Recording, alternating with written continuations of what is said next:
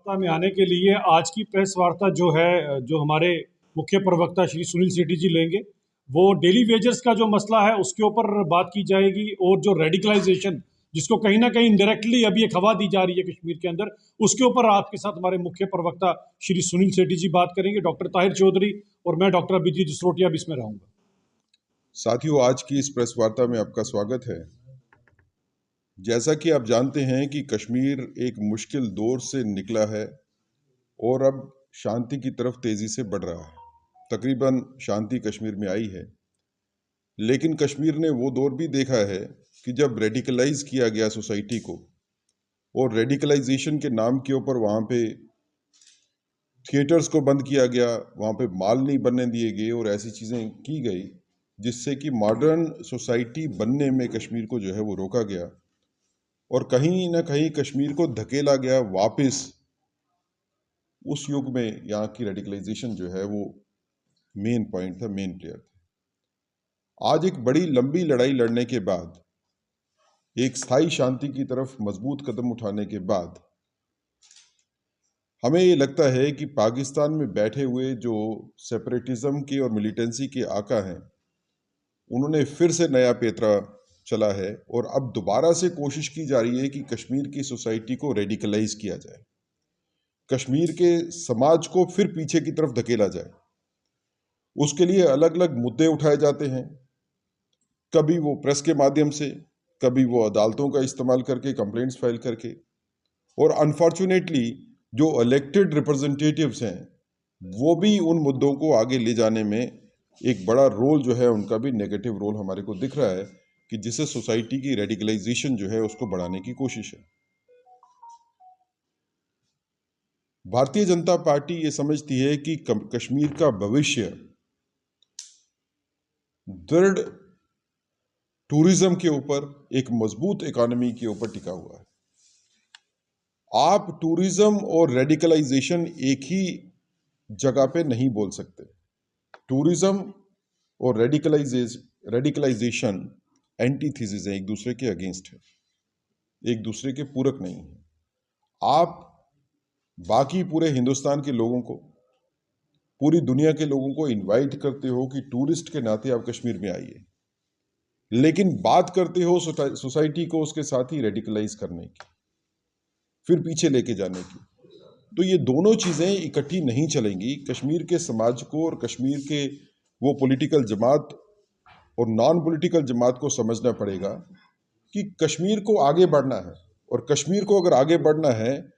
तो वो जो सभ्य समाज जैसे बाकी सब आगे बढ़ रहे हैं उसी तरीके से, उसी ढंग से हमारे को आगे बढ़ना पड़ेगा। दूसरी बात जिसके ऊपर हम चर्चा करना चाहते हैं वो है डेली वेजर्स का मुद्दा। डेली वेजर्स का मुद्दा काफी सालों से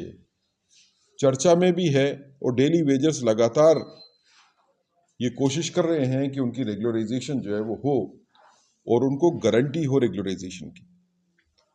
भारतीय जनता पार्टी ने भी अपने मैनिफेस्टो में ये चीज़ रखी थी कि अगर हम इलेक्शन जीत के गवर्नमेंट बनाएंगे तो हम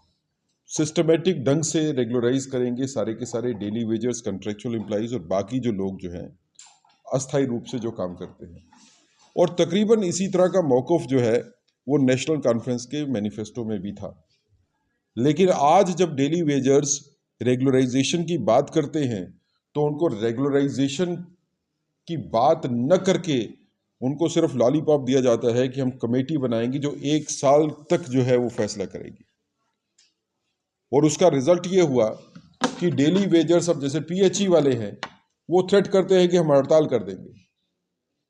आप समझिए कि पीएचई वाला डेली वेजर अगर हड़ताल करता है तो पूरी की पूरी सोसाइटी को कितना नुकसान होगा, कितनी कष्ट जो है वो सोसाइटी को झेलने पड़ेंगे। तो Bharatiya Janata party national conference government को कहती है कि आप इन डेली वेजर्स के साथ इमीडिएटली वार्ता कीजिए। पीएचई के डेली वेजर्स जो एजिटेट कर रहे हैं और कहते हैं कि हम हड़ताल करेंगे, इससे पहले कि डैमेज हो जाए, इनके साथ बातचीत होनी चाहिए। और जो आपने मैनिफेस्टो में कहा था कि आप एक एक्ट पास करोगे रेगुलराइज करने का, उसको एक्ट को पास कीजिए। इसको ठंडे बस्ते में डालने की कोई ज़रूरत नहीं है, और ये लोगों की आकांक्षाओं के खिलाफ है। तो एक जो कोशिश की जा रही है भारतीय जनता पार्टी की तरफ से, भारतीय जनता पार्टी की सेंट्रल गवर्नमेंट की तरफ से, एलजी एडमिनिस्ट्रेशन की तरफ से, कि जम्मू कश्मीर में स्थायी शांति की स्थापना हो, टूरिज्म को बढ़ावा मिले, इंडस्ट्री यहाँ पे एस्टेब्लिश हो, इन्वेस्टमेंट्स यहाँ पे आए, उसको कहीं ना कहीं धक्का लगाने की कोशिश जो है वो लगातार रूलिंग पार्टी की तरफ से की जा रही है। हमें इस बात के ऊपर भी बड़ा अफसोस है और गंभीर चिंता है कि मंत्रीगण और और रूलिंग पार्टी के मेंबर्स लेजिस्लेटिव असेंबली में और लेजिस्लेटिव असेंबली के बाहर भी ये बात करते हैं कि वो इंडस्ट्रियल हाउसेस जिनको जगह अलाट हुई है उनसे जगह वापस ले लो। एक चिंता का विषय है, एक डर का माहौल पैदा करने की कोशिश है, क्योंकि इन्वेस्टमेंट सारी की सारी जो है अगर आप देखेंगे तो उसमें ज़्यादातर इन्वेस्टमेंट जम्मू खित्ते में आई है, और आप इंडस्ट्रियल इन्वेस्टमेंट को अगर क्वेश्चन मार्क में लेके आओगे तो आगे भी काफ़ी देखने को मिला कि काफ़ी इंडस्ट्रियलिस्ट जो है वो डर के माहौल में यहाँ पे आने में राज़ी नहीं है। जिन्होंने कमिट किया है यहाँ पे इंडस्ट्री लगाने के लिए वो भी भागने की कोशिश कर रहे हैं। तो कुल मिला के हमारी नेशनल कॉन्फ्रेंस गवर्नमेंट से